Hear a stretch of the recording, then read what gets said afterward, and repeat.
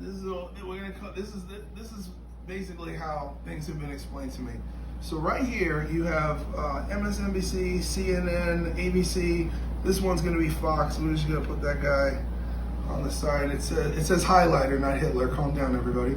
And here you have Black Lives Matter. So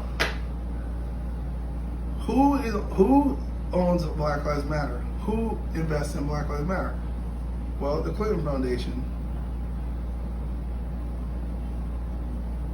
Who else? George Soros. And this is Antifa. So now you have an event. The major news networks have to cover the event. An African American man is killed by police. It doesn't matter that he's a felon. It doesn't matter that he put a gun to a pregnant woman's stomach and did 5 years. It doesn't matter that he was in jail for cocaine. It doesn't matter that at the time of his arrest he was on methamphetamine and fentanyl and was positive for COVID-19. Let's just throw all that out. That doesn't matter. Okay? Unjustly murdered by a police officer. So the call comes down the pipeline. We gotta organize. So Black Lives Matter organizes all these peaceful protests, right? And they're all protesting and they're fucking outraged, justifiably. But what else do you have? You have Antifa, who's paid for by George Soros. These are highly trained professional rioters and escalators. So they move in and disperse throughout all the different riots, right? And then the Clinton Foundation pumps money into promoting this stuff on social media and pushing the movement. And so the networks all scramble because they're filming the social unrest. As these people are protesting, these professional rioters and looters start setting fires. They burn cop cars. They set up brick pallets. They destroy public property. And they stay in the shadows and hide behind and make it look like Black Lives Matter and African American culture as a movement is unruly, violent, and insane. The media then fucking films all of this shit, and this is all you see in your entire feed.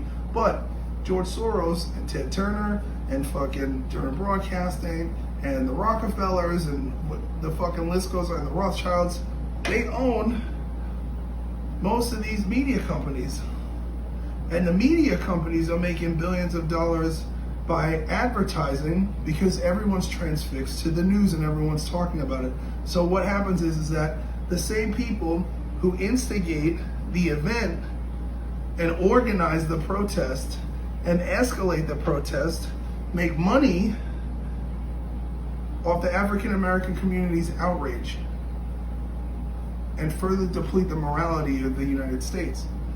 Additionally, while all this is going on, Hillary Clinton and her buddies are all on trial. And they don't want this shit on the news.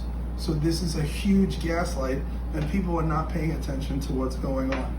Now, why would they want to do all this? Because they're afraid, first of all, that she doesn't get her appeal and she has to testify. She might be found guilty in a court and then be found guilty of treason, which would mean she would either get jail time or she would be sentenced to death for being a traitor to America. The DNC is not going to be looked in a very good light in an upcoming election if that's the case. These people, right, the same people, these companies, all the same 6 big families, they're the ones who make money off outsourcing all of our products and all of these services that we do to China. Okay, Donald Trump puts tariffs on everything that comes in from China so that they have to pay a tax to America so that we can rebuild our economy, which takes money away from these families.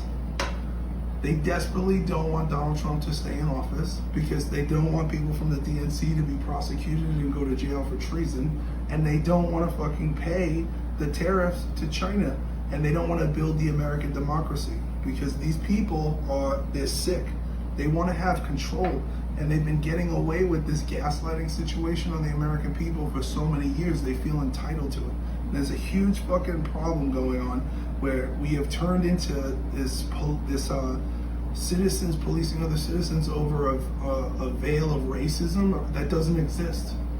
I'm African American, I'm 38 years old, I've grown up in this country, and I have not experienced actual racism. I have spent 20 years traveling through 48 states and how many countries? I don't know, let's say 50 countries all over the world. We don't have a problem with race here. and it's all manufactured. And yes, there is systemic racism, but the systematic racism is put in place by people like this. George Soros made his money by selling Jews to the Nazi party, by ratting people out. That's how he made his thing, okay? Hillary Clinton is friends with David Duke, who's the head of the KKK. The Democratic Party is the party that lost the Civil War.